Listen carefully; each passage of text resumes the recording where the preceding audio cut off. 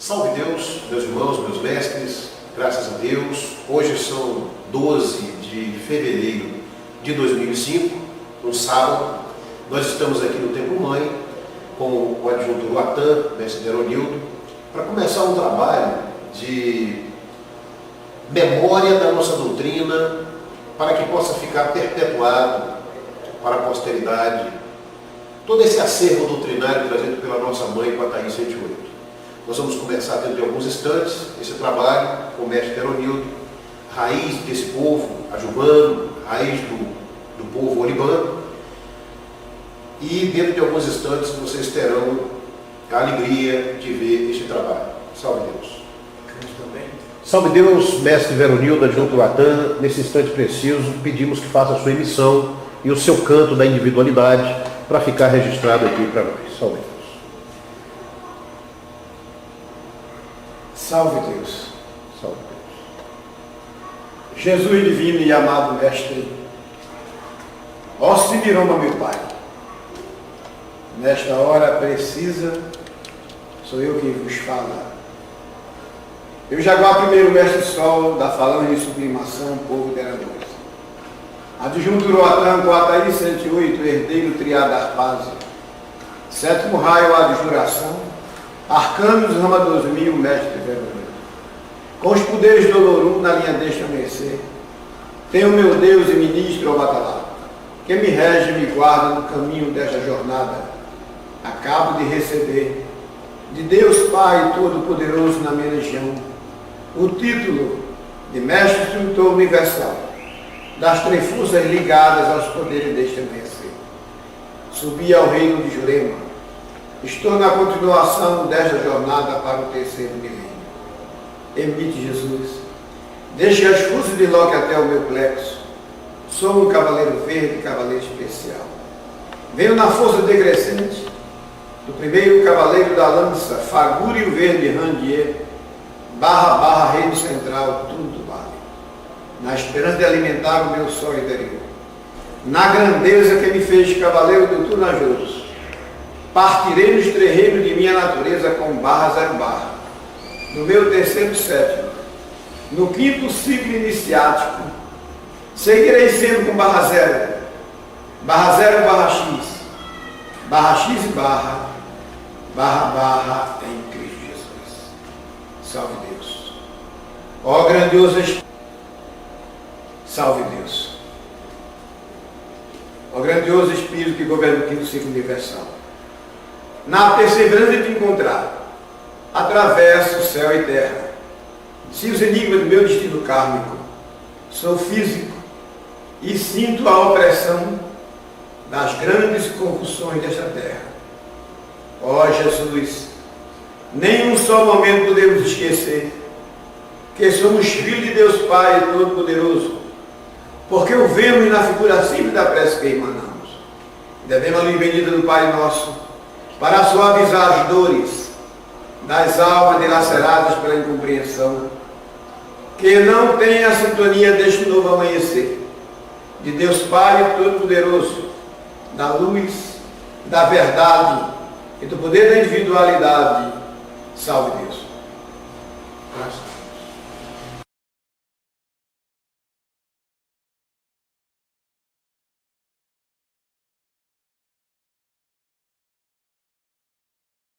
Salve Deus, mestre Veronildo, adjunto Ruatan. Eu queria que você registrasse para nós o início da sua jornada nesta doutrina. Como é que você tomou conhecimento da doutrina? Como é que você conheceu Tia Neiva? Conta para nós. André Luiz, eu vim do Rio de Janeiro em 1971 e no final de 71 o meu irmão passava por um grande processo físico. Ele estava praticamente desenganado dos médicos. Então, eu comecei a procurar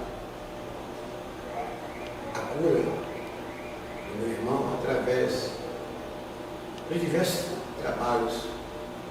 Frequentei a União Espírita, né? Lá do Lago Sul. Frequentei o luminoso terreiro de Umbanda e fui me afeiçoando a esse trabalho. Todos os sábados eu iria, sempre em busca de uma cura para o meu irmão. Algum tempo depois,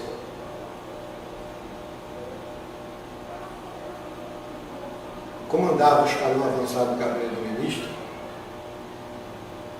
o coronel Chalupi. E posteriormente eu via saber que ele era frequentador do Valor Amanhecer, ele e a sua esposa.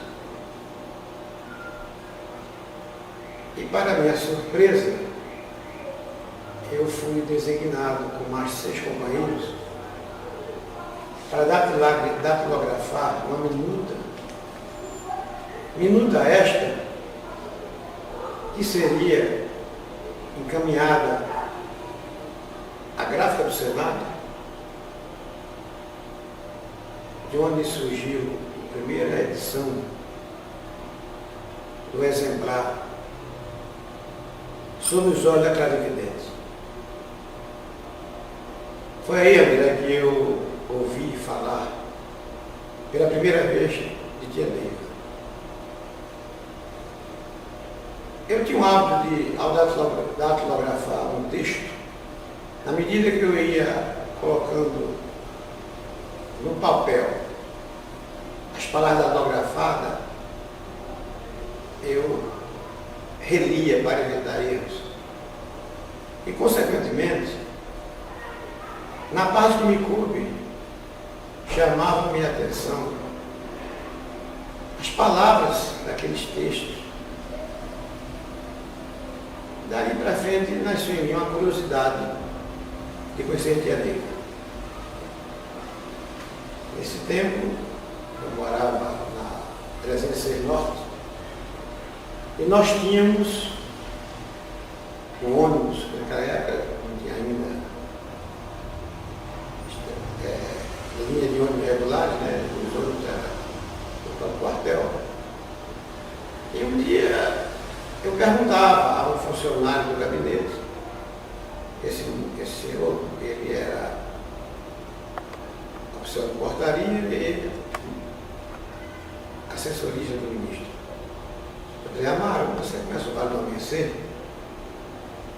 Mas me respondeu, eu trabalho lá, sargento Vermelho. E eu fiquei curioso, dali para frente eu esperava, você faz assim.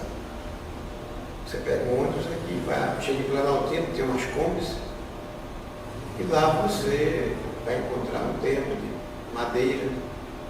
E assim aconteceu, no sábado. Mais ou menos em época, 1972, segundo semestre. Daí para frente, eu ao chegar aqui, o tempo era muito pequeno, muito escuro, a luz de vela. Eu fui colocado numa fila, numa fila, né? E, para minha surpresa, depois de algumas horas, eu fiquei frente a frente com a Tia Neiva. E contei a ela do meu objetivo, que era a coisa do meu irmão, e por onde eu vinha passando. Ela simplesmente me disse assim, chamou o Tiago para me fazer um trabalho especial. Daí para a frente eu passei a frequentar o Vale do Amanhecer. Com regularidade. Consequentemente, já no início de 73, eu consegui fazer uma viagem a Recife, aonde meu irmão tinha feito com êxito uma cirurgia. Meu irmão estava com câncer no reto.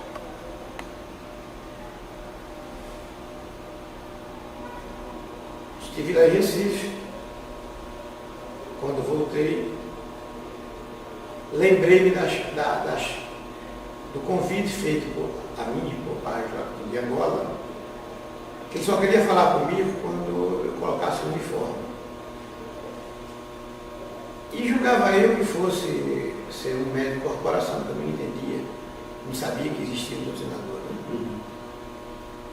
Ao chegar de viagem, vim ao Vale, passei uns trabalhos, no sábado, não me recordo da data. No dia seguinte, que não era comum eu vir aos domingos, por volta do meio-dia, eu cheguei aqui no Vale em busca de água fluídica. Naquele tempo ainda não tinha uma pira, tinha uma cruz nos fundos, que ela ficava entre os tronos, né? Lá para os fundos, mais tinha a sala de cura. Eu entrei numa fila, para minha surpresa, pela segunda vez, eu me deparo com o dia negro à minha frente, por volta de mais ou menos meio-dia e meio desse dia. Ela olhou para mim, não me chamou para desenvolver, eu já tinha tido convite. Para assim, meu filho, você tem muitos cobradores. Daí para a frente, todos os domingos eu vinha, e o processo de desenvolvimento naquela época era, você aprendia vendo os antigos trabalharem.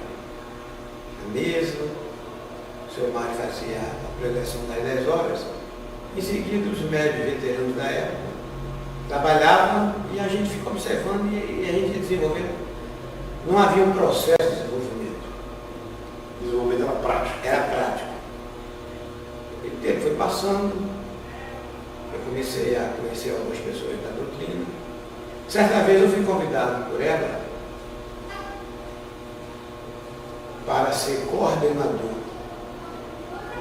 para entrar no grupo da coordenação, que me parece na época já era liderado pelo Barros. E isso seria um embrião da recepção. Já nos primeiros meses de 74, se não me falha a memória, eu não era iniciado. O Pai João determinou que todos os doutrinadores, a partir de determinado domingo, viessem para o templo às 10 horas. E nesse inteirinho, já por volta de meio-dia e meio, foi no dia que se escolheu os primeiros grupos de instrutores, eu ficava conversando com Marcelino, em memória, adjunto do Luigi. E a tia se aproximou do grupo e disse: meu filho, você já foi escolhido para desenvolver, participar dos movimentos? Eu disse: não, também. Procura o Michel, que era o homem responsável na época dessa formação. E aí, daí para frente, eu comecei a participar dos movimentos, que consistia em você pegar um grupo, prepará-lo até a iniciação da Armochinha. Era um grupo misturado de aparatos e doutrinadores. Nesse período, eu conheci o Noia, que era um colega de reparto, um colega militar, um subtenente, o 32 GAC. E o Noia, ele era muito organizado, ele tinha um jeito especial de anotações, ele era um detalhista. Então ele introduziu o primeiro manual de instrução. Deu forma a um tipo de manual que serviria para os médios aprenderem a trabalhar, né? A desenvolver o seu mistério. Consequentemente, começaram a surgir também os livretos do Mário, as ciclos, como se referindo ao desenvolvimento. Muito bem. Eu não conhecia no estudo.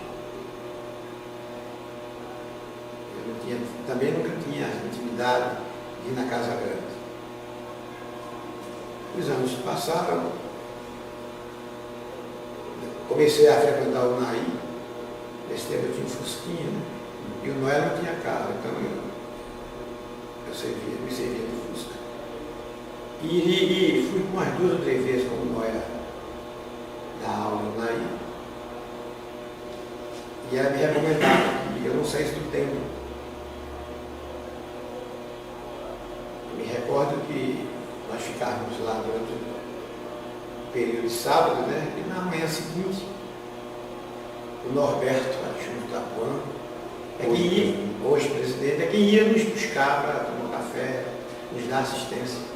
E ficávamos lá até por volta das 16 horas, voltava para Brasília. Chegávamos naquele momento, por volta de 9 horas da noite.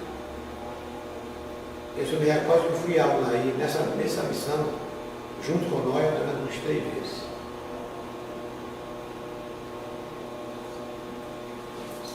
Não, aí o que acontece? Nesse intervalo que você começou essa jornada missionária, quando é que você descobriu que você era um adjunto de povo? Como é que você teve o primeiro contato com esse ministro que você representa na Terra? Para eu chegar a essa sua resposta, é preciso muita mistério. Como a evolução é lenta e você só adquire as coisas, ou você tem um merecimento, ou você tem um complexo para isso. O adjunto, como nós já sabemos, a primeira consagração foi em 1º de maio de 78. Certo. Mas antes de nós formarmos o adjunto, antes do adjunto da Força Crescente ser formada, primeiro teríamos que ser centuriões. Foi aí que, sem que eu percebesse, eu tive o grande privilégio, eu e mais alguns, de ser escolhido pelo primeiro mestre, em memória, pelo mestre Araquém, mestre gestor, para ser instrutor e doutrinador. E durante mais de 3 anos, ou mais, eu estive nessa função, já não nos modos de preparar e levar para a solenidade. Foi quando começou realmente, por volta de 75 até 77, né? De 75 para a frente começou esse desenvolvimento desenvolvimento nos modos que é feito hoje, por grupos. Muito bem. Quando o nosso pai Zé da Branca e a nossa mãe trouxe a centúria, eu fui um dos primeiros mestres a fazer a centúria. Sem medo de errar, eu fiz parte da primeira centúria. E me lembro bem, me recordo, como era gostoso, estou já tarde, depois de concluída a sua parte, nossa mãe chegava na Casa Grande, entrava no caixa do doutrinador, e ele fazia um resumo do que tinha dito e ela completava a aula. Isso nos marcou muito. Você lembra de mais alguém que teve com você nessa época, dessa primeira turma de centúria, que está aí hoje, que a gente conhece? Eu acredito que Caldeira, hoje Germanas, a turma toda antiga, né? Lacerda, não posso precisar, porque eu nem conhecia eles ainda, né? Mas pela ideia, que se formou os 39, se fala dos 39, esse grupo estava, sem dúvida, estava junto conosco. Mas o que me chama a atenção na parte da minha missão é que o Vale não tinha disco gravado. Surgiu o primeiro disco, né?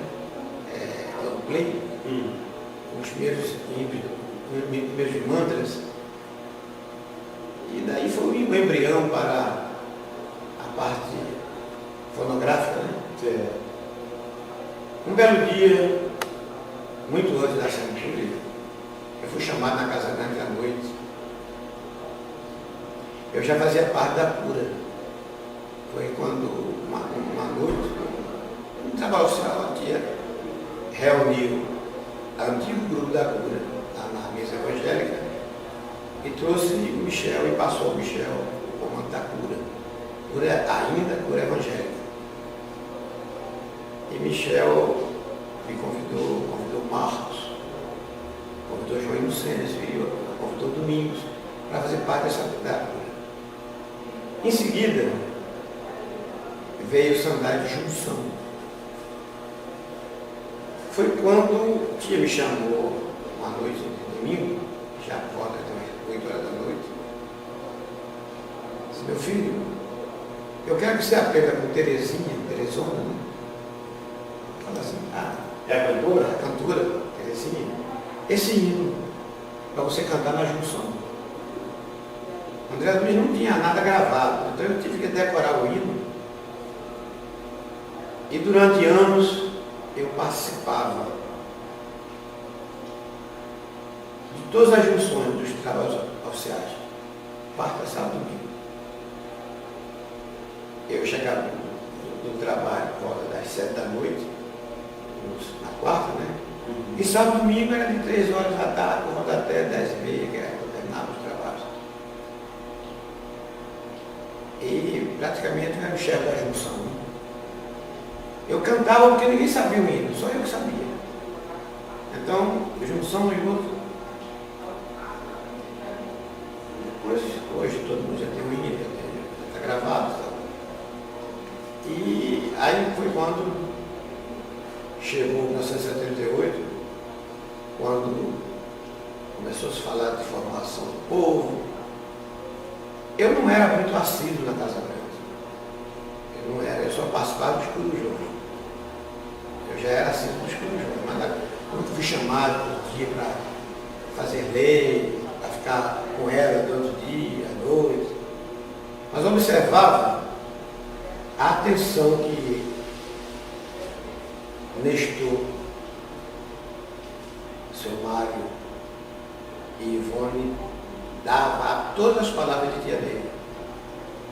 Eu me lembro de que Nestor fazia perguntas à tia, ela na cabeceira da mesa, e a Ivone escrevendo a caneta tudo que ela falava. Eu acredito que esses acervos nós temos na casa da família do Nestor, não sei se ele guardou, ou se ele já passou, já gravou. O fato é que foi assim que eu vi Nestor aprender, na minha presença. Sei depois que muitas vezes a gente saía e ele ficava até de manhã com ela. Formação do adjunto. Um belo dia eu cheguei lá assim, meu filho,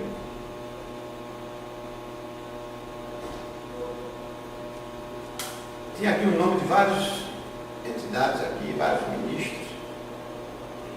Escolha um nome aqui. Eu que escolhi o nome do adjunto. Em seguida ele mudou para a formação do povo. Segundo eu soube depois, já tinha vários adjuntos, me parece Caldeira e Alberto, estavam tudo dele, do povo pronto dele. Eu corri atrás para formar o povo.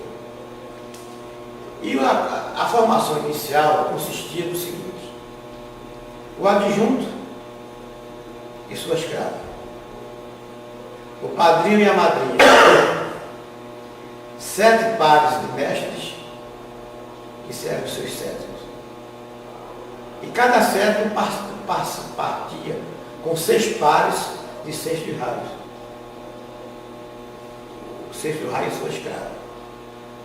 Em seguida, independente dessa contagem, você teria que apresentar 20 mestres lua e 20 doutrinadores, que na época era chamado de Iudicis.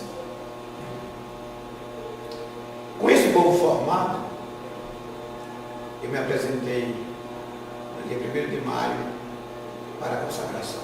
78. Fomos chamados adjuntos a Junarramas, que hoje é traduzido como multiplicação divina. E ao nos ajoelharmos, conceito já é de conhecimento de todos, mas na porta do oráculo, a Edelvis de branco, eu estava com meu primeiro cetro na era, eu incumbi de me representar no primeiro cetro, com o meu diploma na mão, com as minhas armaduras. Eu passava para ele naquele momento de adentrar ao oráculo. O mestre Wilson, presidente de Araguaína, me parece, foi o primeiro cetro. E Junta pegando. então, esses 7 cetros, em seguida, eu me lembro, já tem até fotos lá na Casa Grande, ela está coberta. Depois ela nos dizia que ali tinha um portal de desintegração. Aí a Deus fazia assim na perna para mim: quais são as suas intenções? Eu respondi na ocasião: espiritualizar-me e espiritualizar a minha tropa. Então eu fui conduzido pela Edelvis, servi-me do vinho, né? Em seguida eu volto e me ajoelho. Hoje eu me lembro que meu companheiro da emissão, do juramento, foi o Guilherme. Está na Casa Grande a fotografia. Juramento este, que nós estamos tendo o privilégio de renová-lo todos os anos no Templo Mãe. Perfeito. Nessa época você se tornou, então, concretizou-se como adjunto do Atan, mestre Heronildo, comandante de um povo, de uma tropa. Esse povo, em especial, você repara hoje que criou uma rama por todo esse país, né? Nós temos os filhos do Uruatã, presidentes, arcanos, nós temos netos do Uruatã, já temos bisnetos, com certeza, e alguns adjuntos, talvez, tenham se destacado na implantação desta doutrina por todo este universo. Adjunto Olimã, mestre José Donato, adjunto Abassan, mestre Dias, adjunto Agrano, mestre Lei, Ogalian, Araújo, o próprio Wilson, que na época teve uma missão em Cabeceiras, depois partiu para a Tocantins, e outros que talvez não esteja lembrando aqui, mas me lembro do mestre de Rio Verde, o Elcio, né? Elcio. Primeiro foi Elcio, hoje é Lorival, e outros que talvez até você lembre melhor do que eu. Como é que é esse relacionamento? Como é que é você sentir essa missão do ministro do Atlântico, trazer essa rama para a terra em Cristo Jesus? Olha, é fantástico, porque se nós formos observar o grande legado que nós recebemos em maio de 78, ele foi se concretizar anos seguintes. Por exemplo, eu deveria ser disciplinado em tentar gravar tudo que nossa mãe nos ensinou. Mas eu me recordo que entre maio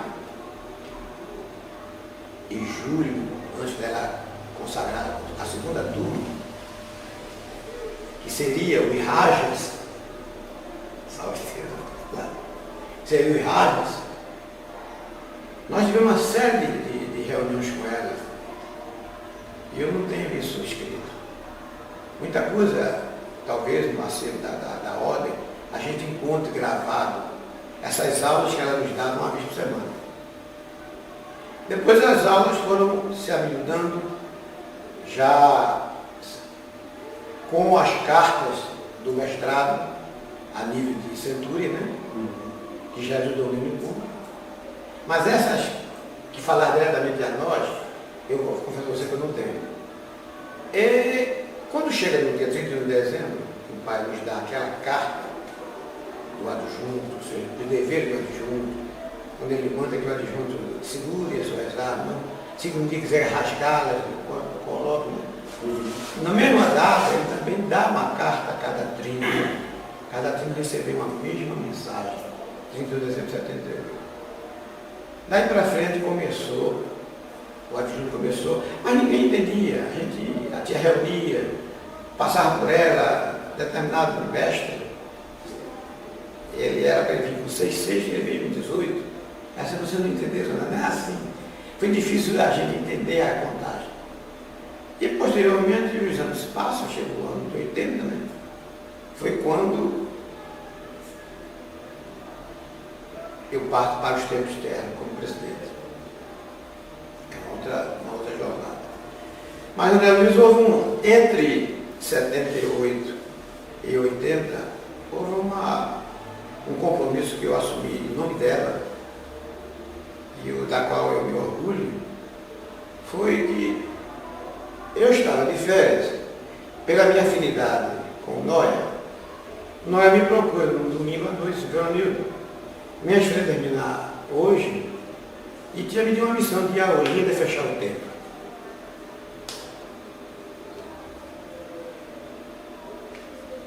E eu não entendia o porquê, me perguntei. Então ele me levou para a Casa Grande e disse assim: meu filho, você vá como doutrinador e o Parleme vai como polícia. O Parleme era advogado. Mas aí eu também não tinha o hábito de perguntar muito.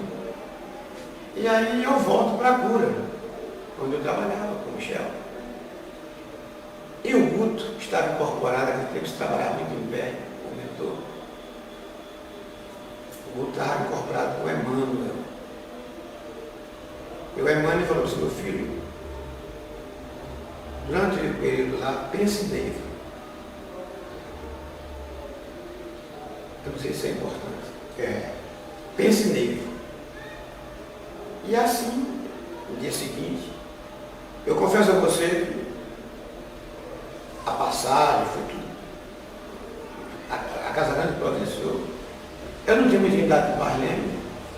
No avião para Recife, é que eu tomei conhecimento do problema. Foi um problema disciplinar. Seria a falta de conduta doutrinárias.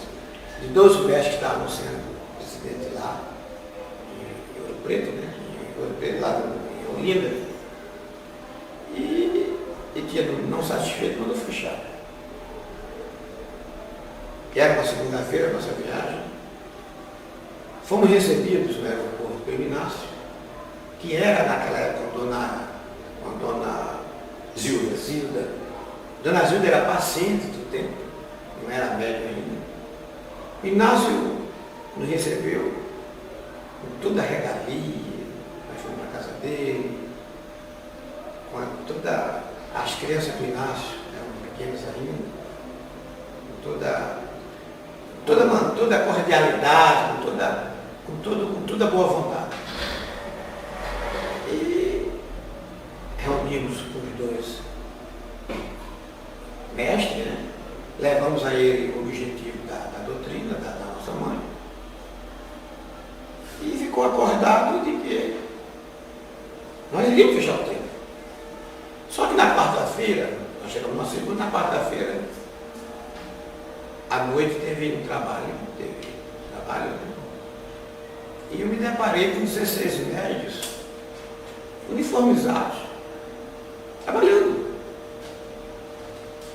E eu falei: Parleme, vamos tomar uma atitude, vamos deixar essa nossa atitude no último dia do nosso estado aqui. E assim aconteceu. No sábado, tivemos trabalho oficial. O domingo era o dia da gente tomar decisão. No domingo também, 10 horas, há uma amiga chamada Regina, se eu não me engano, ela abria a corrente mestre, ela tinha autoridade para abrir a corrente mestre, eu acaba a corrente mestre. Aí me veio uma força, uma coragem de dizer ao Parleme, eu não vou fechar o tempo. Vamos na sugestão do Parleme, é que convido o Inácio para ir Brasília falar com a tia.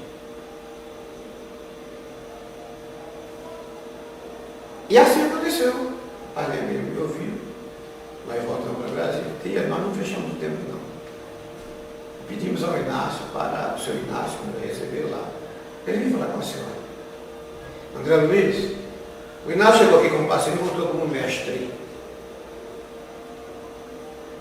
O Uruatã já existia. E o Inácio ficou muito pegado comigo, tinha muito contato comigo. Depois, até com a razão compreensível, e pelo preparo que o seu Mário tinha muito mais que eu, que era muito mochila. Aí ele se apegou ao seu Mário. E aí eu fui me afastando desse. Mas a minha esposa, a Alicinha, é madrinha de iniciação do Inácio. O nosso laço chegou até aí, né? Então eu tenho assim uma alegria e um pouco de realização de ver a grandeza de Olinda hoje, porque poderia não ter o amanhecer. O amanhecer de lá, O amanhecer de Olinda. o Mariano do amanhecer. Eu agradeço a Deus, Pai Poderoso, a coragem que tive em discordar da clarividente. Mas, bendita discórdia, né? Bendita discordância. Quando ela disse que você agiu como doutrinador, talvez aí tenha sido a chave. Né? Porque na hora eu fui de Tuísa, Amanda, é uma série de coisas que e hoje nós vimos a pujança, né, dessa raiz que se criou no Nordeste. E que eu também, como nordestino, pernambucano que sou, teve coragem de não cortar a oportunidade do mestre. Perfeito. Na sua jornada como adjunto de povo, você deve ter tido alguns momentos especiais com ela. Você poderia relembrar algum para nós? Como eu te dizia, meu convívio com ela era mais no Corujão. Você sabe, eu era muito pequeno nessa época, nós vivíamos aí num período chamado período revolucionário. E eu vim do Rio, dentro desse período, desses valores. E eu observava que todos os problemas eram carreados para a tia Neiva. Fala com o Neiva. Tudo era Neiva que resolvia. Eu dizia assim, meu Deus, e quando essa mulher, quando eu tenho a Neiva partir, quem é que vai?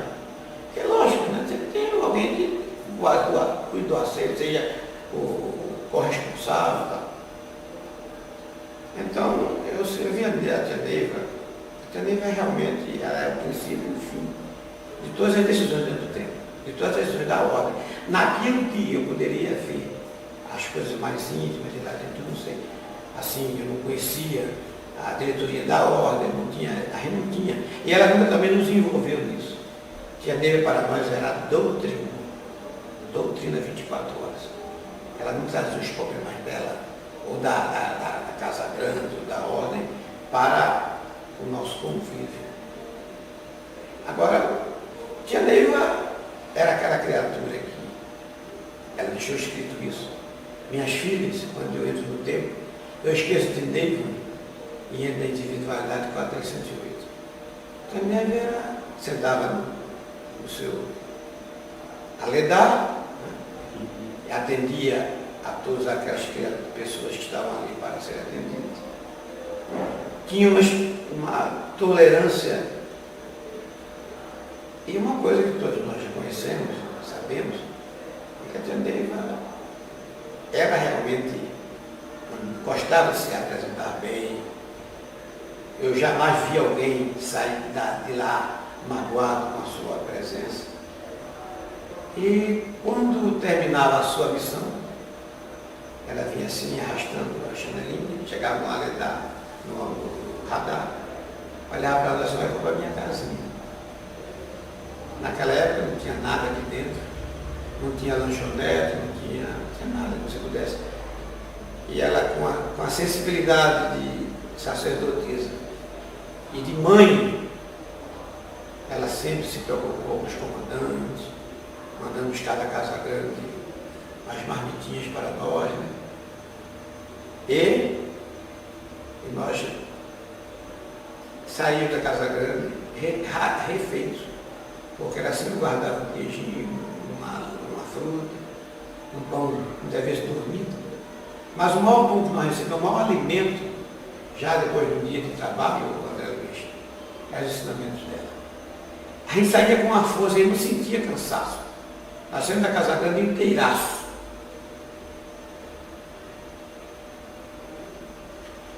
Bem, eis que eu passo um processo kármico na minha vida financeira. Se deteriorou, eu pensava comigo, se tia Neiva perdeu 3 caminhões, por que eu não vou perder algo? Eu nunca levei um problema meu para tia. Soube depois que minha mulher, minha esposa, conversou com ela sobre a meu respeito. Já estava havendo uma angústia muito grande em casa, né? E a tia falou assim, olha, nunca falou nada para mim. Foi quando a tia foi ver meu quadro kármico. E um belo dia, a quarta-feira, não me lembro bem, se era uma quarta ou era uma quinta, eu estava na redondeza da Casa Grande e ela me chama. Era por volta de umas 6h30, 7 horas da noite. Nós sentados numa tora que me parece que ainda está lá preservada. Né? Eu sentei ali e ela olhou para mim e falou, meu filho. Ela, antes de me atender, ela atendeu o Ramon, o neto dela. Ramon, filho do Beto. É. E ela assim disse, meu filho, você foi um homem que tinha prazer em colocar no Rio de Janeiro, você foi um homem, grande banqueiro, e tinha o prazer de colocar seus crimes na bancarrota. Então, você está passando por esse processo. Falou mais nada. Ela instituiu, nesse período, estava se aviando a indução. Toda segunda-feira ela convidava um grupo de médicos para participar de uma indução, fora de 4h30, 5 horas, das quais Delves era uma das que participava intensamente, Delves, Guilherme, Alberto. E eu me lembro que depois foi instituído um tipo de trabalho que ela fazia na Casa Grande, tipo terceiro, sétimo, que ela chamava um grupo de pessoas para participar com ela, e ela só recitava 3 sétimos, não fazia todo o terceiro sétimo. E eu fui convidado para ir passar uma segunda-feira nesse terceiro sétimo dela. Né? Nesse dia, eu já tinha donado uma de João Dias, na verdade era sétimo meu, que isso também disse, foi um dos primeiros sétimos meu dele. Tinha vindo comigo desde mais 78 como sétimo. Aí eu estava aguardando na sala, foi quando a porta se abre, o Jorgito manda que eu entrasse. E lá dentro eu estava presente Delves, Beto, seu Mário, e tinha nele comprado um pajão de enoque. Só que ela tinha me preparado, isso foi durante a semana, no domingo do meu filho, depois que ela tinha dado esse primeiro contato com meu filho, eu estou vendo que você tem uma missão fora daqui de Brasília. Eu estou vendo que você talvez vá para o norte, lá para o Amazonas, para ali, ela deu o toque. Aí ela me deu a dica, né? André Luiz, no dia seguinte, o meu comandante lá, o Coronel Shoa, não é aquele Coronel Shoa fora, não é outro coronel. Esse Coronel, eu estou sendo convidado para o SNI, bata meu currículo. Eu era uma de ligação dele, né? Da toca do currículo dele. Aí ele falou para mim, você não quer sair daqui não, você não quer dar uma volta, dar uma saída. Era treinamento que eu tinha uma missão fora. No dia seguinte, na segunda-feira, quando o senhor me pergunta se eu gostaria de sair, de ser transferido, aí nessa transferência eu teria como já levantar algum valor financeiro para poder pagar minhas dívidas. Ajuda de custo, aquela coisa toda, né? Aí eu disse, coronel, coronel, se o senhor vai para você, eu aceito. Aí você pode deixar comigo. Aí viu lá no material, mas estava sendo trabalhado e falar, né? Aí eu encontro com, assim, aí eu venho para esse trabalho, o Pajão falou assim, aí o Pajão estava incorporado. Eu quero frisar isso, porque quando eu saí daqui para essa missão, eu fui escudado. Assim, meu filho, Fernando, você vai para uma missão, não falo em vida material, não. O adjunto vai ficar sob a responsabilidade do Dias e do Donato. Eles vão tomar conta do adjunto.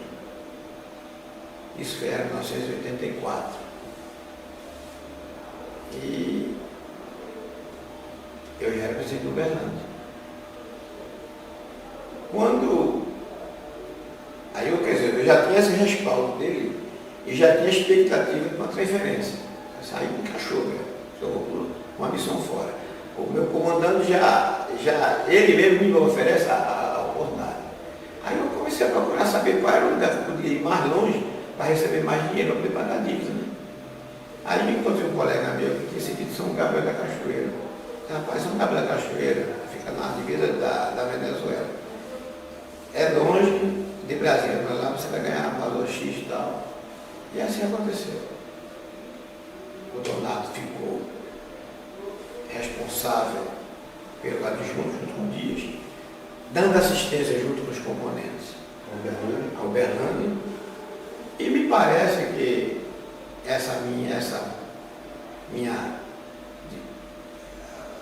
2 anos e meio que estive fora daqui, praticamente, eu não cheguei a ficar 2 anos porque nas férias eu vim para cá. Então eu vim aqui, aí vinha para o trabalho espiritual. Mas realmente a minha permanência lá, que foi 2 anos e meio, foi muito bom para todo o adjunto, porque o Donato se estruturou, né, aprendeu a ser um presidente, né, um adjunto, né, respondia, e ele muito, eu quero ressaltar aqui, nessa memória, do zelo que o Donato tinha e o Dias pelo povo. Esse povo não se perdeu graças à maneira como o Donato conduziu, como ele é muito organizado. Nem sabe os atritos que teve em Uberlândia, mas fazia parte do aprendizado, né? E quando eu retorno, foi quando me falaram que, para o início, marcando, eu deveria passar o tempo para ele. Quero ressaltar que em nenhum momento eu fui pressionado pelo Roberto para passar o tempo. Foi espontaneamente, eu recebi, aceitei. Ele era meu vice-presidente. Até aquela data era praticamente ele quem instruía o povo do adjunto lá em Uberlândia. Jamais deixarei de reconhecer e agradecer à família dele o apoio que tive em Uberlândia. Né? E também aos que ficaram aqui à frente do povo, a Dias e o Donato, a lealdade, a presteza no atendimento ao ministro. Inclusive, há um detalhe que a Neiva queria fazer um trabalho, e a única caçamba que tinha energia suficiente era a gota. E eu estava indo, porque Donato não deixava parar a caçamba. Donato e Dias não deixavam que. Eles foram muito responsáveis, muito zelosos pelo cumprimento da missão. Perfeito. Isso é bom, que fique registrado, né? Sim. E aí, meu irmão, as coisas foram acontecendo. Hoje, passado alguns anos, eu tive um curso de Relações Humanas no Rio de Janeiro que me valeu muito na doutrina. A minha formação militar, alguns achavam que eu era muito rígido, mas eu sou boa praça. Só que eu aprendi a ser leal às pessoas. Isso eu vou morrer assim. Eu respeito a hierarquia. e gosto de ser leal a quem está sobre, a quem estou sob as ordens, a quem eu estou sob as ordens do comandante, né? Então eu nunca fui leal nem aos trilhos, nem a São Mário, nem ao Michel, nem a Alberto, eu não estou. E estou feliz porque todas as missões que eu recebi eu cumpri. Tive um período muito antes já era centurião, tive um período de mais de 3 anos à frente da presidência da iniciação da Roxinha, né? Que estava aqui hoje. Quem me substituiu, que está até hoje, foi o Caldeira. Passei mais de 3 anos presidindo aquele trabalho na instituição da Roxinha. É uma honra também dizer que a Batinha Roxa, quando começou, eu fui um dos primeiros a receber, junto com o grupo, era Nestor, Ivone, a esposa de Fogaça, a Liliana, a primeira esposa dele, o Chão, eu, e mais o primeiro mestre ao Sacramento, né, o Inácio, era o grupo da iniciação. E a Batinha Roxa, eu me lembro que durante a iniciação ela veio todo levado na mão, fui entregar, parecia como um time de futebol, fui entregando tudo. Eu não comprei para a iniciação. E como é que é esse relacionamento seu com os outros mestres considerados no grupo dos 39? Olha, eu não sei se eu estou já ficando velho, estou meio saudosista. Mas eu acredito que esses mestres que são raízes, eles têm um perfeito entendimento. Nunca houve entre nós nenhuma dissensão. Nunca houve entre nós que dissesse assim. Mas é o divino que está servindo aqui ao doutor Watan. Estou tendo o prazer de... Salve Deus. Nunca houve entre nós nenhuma busca. E Obrigado. eu acredito que, tanto aqui, tivemos, por exemplo, um período que eu não sei a razão, mas que por algum tempo o Nestor executivo afastou-se do setor do trabalho e como a ordem dos adjuntos de povos, junto com o Trino Sumanã, dá conta. E nós demos conta, né? Problema. Nunca houve entre nós nenhuma dissensão. Também da minha parte, como um deles. Agora, os 39 já não estão mais aí, já estão do outro lado, né? Mas pelo menos as raízes ainda estão aí, né? A não ser o Alberto que partiu, que eu saiba, só ele que partiu. Os demais estão aí. É porque dos 39 nem todos eram de povo. Por exemplo, Marcelino, o Murugi, ele não foi do grupo do Silvio? Foi. Então. Houve um Capuchinho. Por exemplo, essa parte é interessante. Houve muita gente, Janeiro nunca dizia não para ninguém, né? Uhum. Teve mestres que formaram povos e num determinado carnaval tinha reunido a gente e mandou que aqueles mestres devolvessem os povos. Assim é que Fogaça, Dilson, tinha povos, mas devolveram os povos. Zé Exídio, né, Pedro? Zé Exídio, Júlia Batão. Então, eles passaram a ser arautos. Mas na lei do adjunto e ali na lei do arauto, o arauto tem toda a regalia que tinha um adjunto de povo. Ele tinha uma caçamba, alguns tinham caçambas. Só que o continente dele, ele partia com a madrinha, o padrinho, a escrava. Né? A madrinha, o padrinho e a escrava. Era o continente deles. Mas tinham regalias. Posteriormente, como nem todos tinham caçambas e nem todos tinham povos, os adjuntos arautos passaram a somar os adjuntos de povos. Assim é que o Murugi ficou comigo Ele nunca sentou, mas tinha a regra de treinamento da Sandra, o finado Sérgio Paulo, não sei o nome dele. Sérgio Paulo e Morugi, esses dois eu me lembro bem que ficaram comigo. Ferreirinha até hoje tem uma ligação muito próxima com a Mariana, exatamente por isso. E o que me chama a atenção, quem é o Arauto? O Arauto é aquele que leva boa nova, boa notícia, ou come gosto bem. Então eu pensava, uma doutrina dinâmica, naquela época, o Arauto, ele teria que ir aos templos, aonde ele determinasse, já como ajuda, que era como de confiança dela, e quando voltasse, fazer um relatório para ela. Mas para a dinâmica da doutrina, nem ela poderia pensar o que ia acontecer. De 80 para cá, tudo se transformou, né? A década de 80 foi frutífera para a doutrina. Via Estederou, a sublimação, eu estou ligando. Quando é razões que eu entendo que quando Beto me pediu, quando foi determinado que os adjuntos de povos passassem os tempos para os nativos, era para ele dar sustentação ao tempo humano, né? Escrevo, trabalho, Estederou, estou ligando. Certo? E assim, acredito que está acontecendo, né?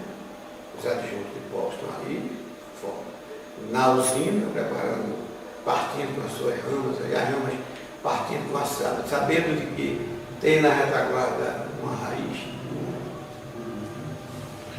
Eu queria inovar nessa nossa entrevista, sabe? Ali já está piscando, faltam 5 minutos, né? Mas a gente tem mais fita ali. Então eu não estou preocupado com isso.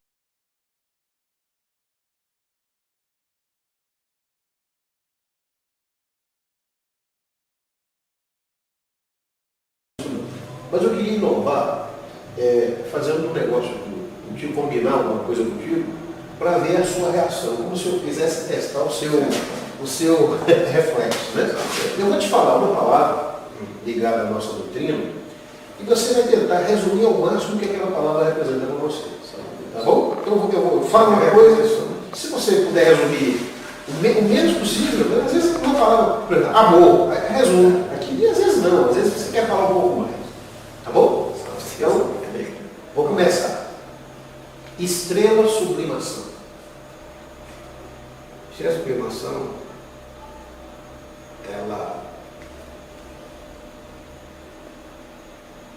foi a mensagem que Jesus passou aos 3 irmãos, aqueles 3 astrônomos. Eles esperavam um sinal. Foi o grande sinal de uma nova era.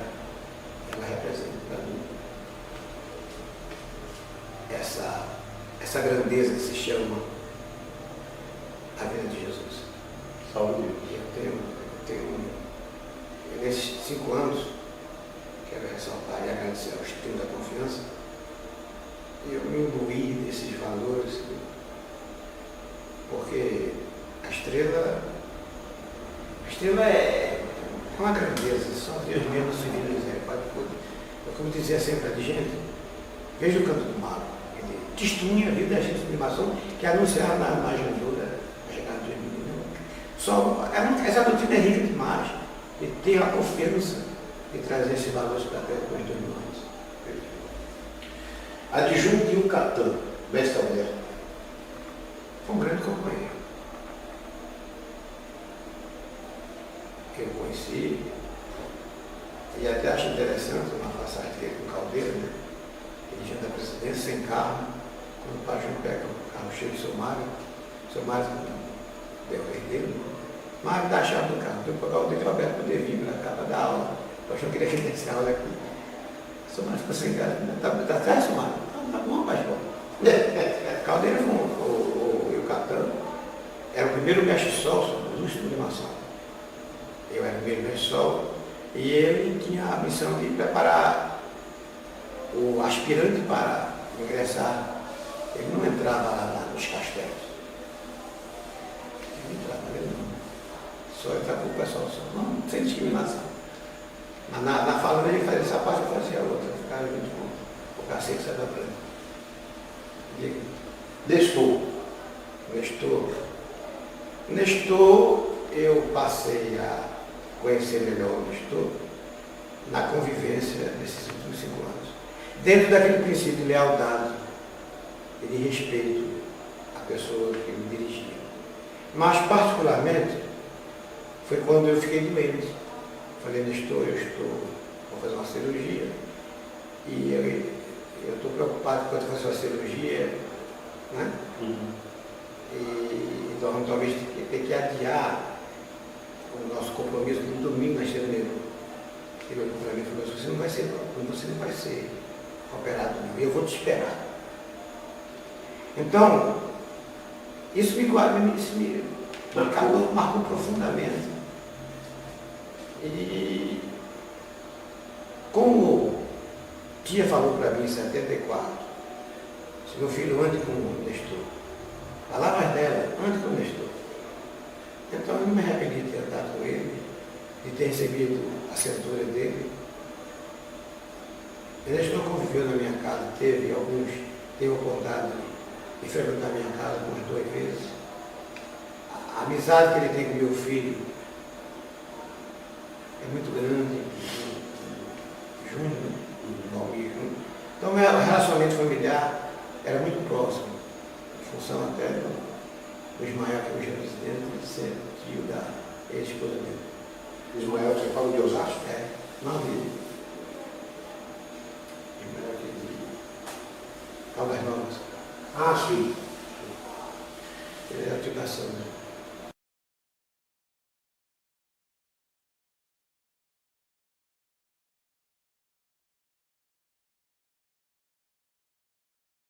Bom, salve Deus, mestre Veronildo, dando continuidade a esse trabalho que a gente está desenvolvendo aqui, eu queria que você deixasse registrado, já estamos no fim da nossa reportagem, deixasse registrado aqui para nós o que representa o ministro Uruatã para você na sua jornada em Cristo Jesus. Salve Deus. Salve Deus. Olha, o ministro Uruatã, eu aprendi a amar o ministro Uruatã pelo exemplo da clarividente. Porque quando ela conheceu, quando ela se conscientizou do poder de Pai Serra Branca, ela passou a obedecer cegamente ao Pai Serra Branca.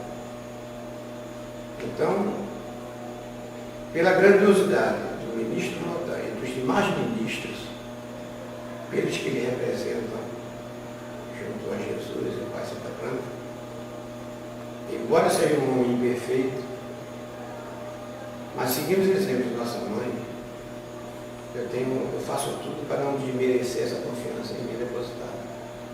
Eu espero um dia poder dar testemunho, estou falando isso, já estou com 69 anos, não sei quantos anos, mas espero um dia poder ser recebido por esse grandioso ministro, na certeza de que o ministro Uruatã, ele não vai nos deixar.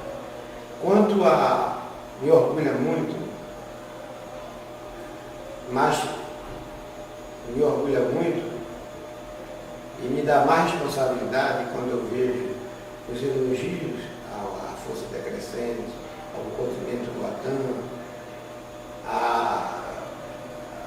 o adjunto tem mais povo, a maneira como eu sou tratado pelo corpo mediúnico, principalmente os presidentes, o carinho que vou, isso é muito bom. E eu agradeço a Deus, a Jesus, estar chegando no ocaso da vida, querido por esse segmento, somente do segmento do lado. Eu tenho certeza que o que eu recebo aqui desse grupo, desse continente, não tem preço que pague o carinho, a espontaneidade das pessoas. Mestre, vai no meu tempo. Tanto é, agora eu vou registrar, né, esse ano pela mudança que houve, pelo tempo até agora, eu tenho vindo muito aqui, eu tenciono em Uberlândia, e já assumi um compromisso com Nivaldo de ir lá para Cuiabá. Estou querendo ir também. Celso vai ficar perto, mas pelo menos aí fora, está no meu programa e a governadora ia mandar um dedo mais neto. Já fica no caminho para São Paulo. E Cuiabá, que eu nunca fui lá em Cuiabá.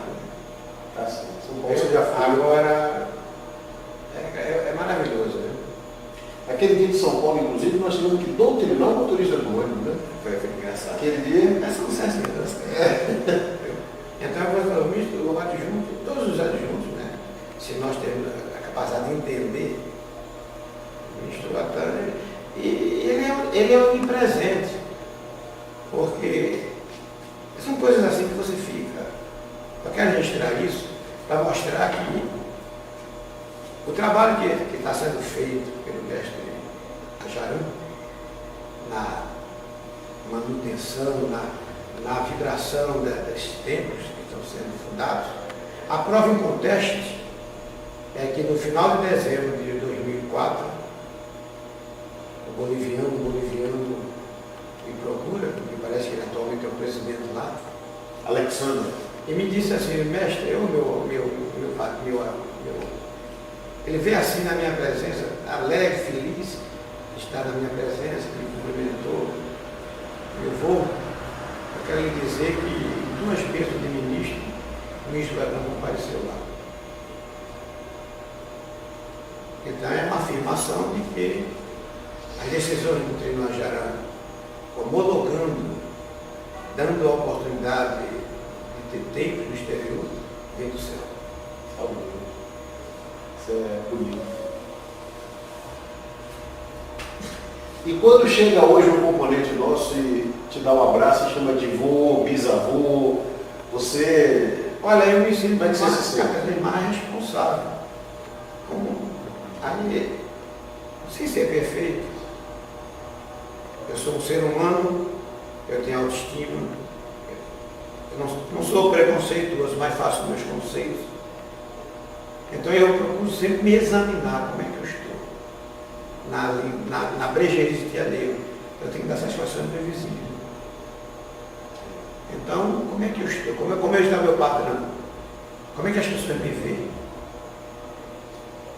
Eu não tenho mais direito de errar. Eu posso errar, mas segundo a carta de Aguardar, só erra quem não tem consciência. Já tem que ter um tipo de consciência para não praticar determinados erros. Então, eu sou examinado, eu sou observado, eu tenho dúvida. Não tenho dúvida de que eu estou no coração de muitos, talvez ainda não assimile a minha pessoa, né? Mas é um direito da pessoa e eu também não posso agradar a todos, mas no meu íntimo eu estou bem.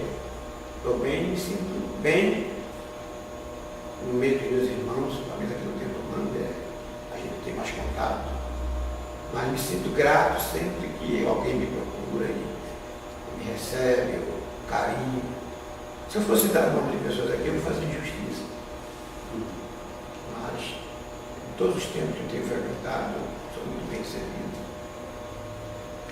Graças a Deus. E agora, para fazer o desfecho, a sua mensagem para o mestre Jaguar, a ninfa, muitos, inclusive, que vão assistir essa vida não te conheciam, né? Não conheciam parte dessa história, então nós vamos fazer o desfecho dessa história para a sua mensagem. Meus irmãos e meus mestres, eu quero agradecer ao adjunto João, o mestre André, por essa grande oportunidade que me deu em abrir meu coração para a posteridade e dizer, meus irmãos, que compensa muito a ser filho do Pai Secador. Eu sempre procuro ver o homem e fica a imaginar. Muitas vezes o homem está distante, numa grota. Aquele homem que, se ele fosse contar a sua verdade, todos fugiriam dele. Esse homem com a cruz nas costas, Já não é mais o homem que agride, é o homem que diz salve Deus e continua a sua faina. Servir a Baixada Branca compensa. Compensa porque eu tive essa prova. Hoje eu estou curado, não sou dependente de remédio nenhum e tive um câncer. Agora, seguindo o rastro de nossa mãe, Zé Araquém, o homem só se realiza na lei de auxílio. Evidente que eu me refiro à nossa mãe Araquém pelo contato maior que tive. Mas tenho certeza que esse é o propósito do nosso querido Zé Jará também. É só pela lei de auxílio que se realiza. Porque assim que ela deixou escrito, o homem se realiza. O tempo do homem fez até a morte. Eu acho que eu venci, pelo menos na primeira parte. Né? Não sei, um dia eu vou partir daqui, mas eu vou levar essa experiência. E quanto o amanhecer, eu não tenho mais palavras para dizer, é um dia a dia, estou feliz.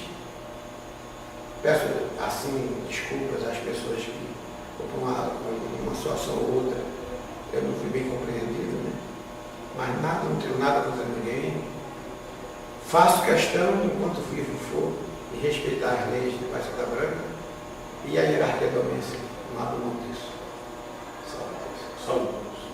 Salve Deus, meus irmãos, meus mestres. Boa sorte a todos vocês que assistiram essa fita, que vocês possam aprender com ela. E esperamos também, dentro de alguns dias, trazer novos adjuntos aqui. Boa sorte. Salve Deus.